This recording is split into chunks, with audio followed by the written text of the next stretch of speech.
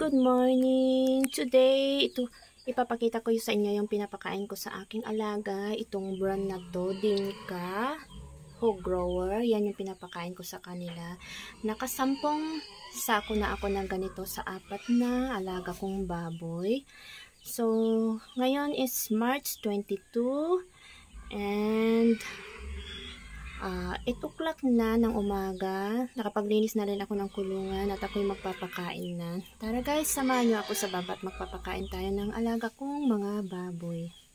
Guys, so today magpapakain tayo ng alaga kong baboy for breakfast nila.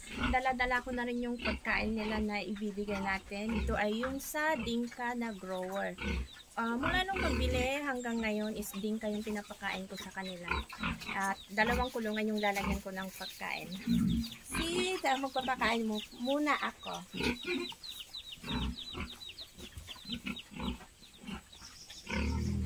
Dito ako sa pangalawang kulungan, bibigay ng kanilang mga pagkain.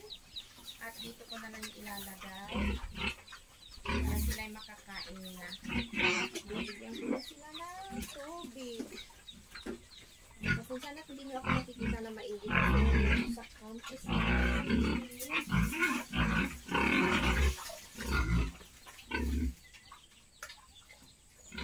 Ay, kung gusto mo ba?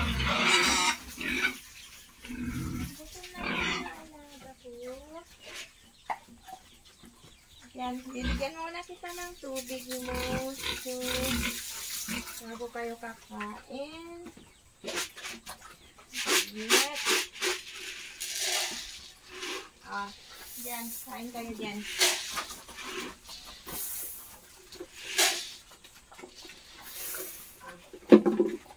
So, ayan guys, naibigay ko na yung mga pagkain nila. Dadalhin ko rin kayo dito para makita niyo yung mga alaga ko, kung paano sila kumain. Tapos yung mga pagkain nilagay ko lang semento, sa may semento at dito sila kakain. Tapos yung tubig nila nandito na rin. Hi, dali saglit lang.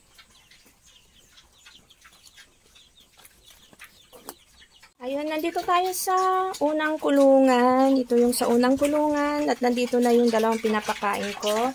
Ayan, nandiyan ko pala nilagay sa gilid yung pagkain nila. Ayan, si Tiel, yung may itim. Tapos ito si Pogi. Ayan, ganyan sila kumain. Ayan, umiinom din sila sa gilid. Tapos yung pagkain nila is nandyan sa may gilid dyan. Tapos yung 2 is nandun din sa kabila. Ayan, 2 lang sila dito. Tapos 2 din dun sa kabila. Ayan, ganyan lang sila kumain guys. Kasi dry naman yung pagkain nila na Dinka. Yung grower. Kaya dyan ko lang nilalagay.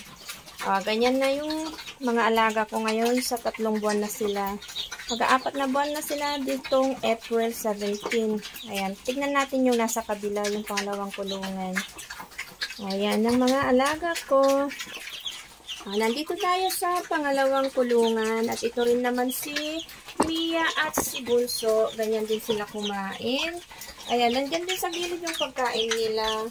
Tapos, ayun, may nakapasok na sisiw doon sa gilid. Kasi pumasok sa may butas. Tapos, nandito rin yung inuman nila sa gilid. Kulang pala yung inumin nila. Naglalagay pala ako ng inumin nila. Ayan guys, ganyan sila kumain ng mga alaga ko. And dito lang sa gilid ko nilalagay yung pagkain nila. Diyan ko lang inaano. Tapos diyan din sa kabila sila umiinom. At ako'y kukuha muna ng kanilang inumin. Kasi ubos na yung inumin nila. And maglalagay lang ako ng tubig dito sa gilid. Kasi dito ko nilalagay ang inumin nila. Ayan, inom kayo dyan ha. Nakuha pa ako kasi kulang nila yan.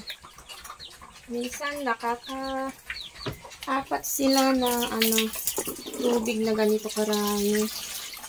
Matakaw sila sa inumin. Ayan. Thanks guys for watching. And see you again on my next video everyone. Salamat. Thank you, thank you.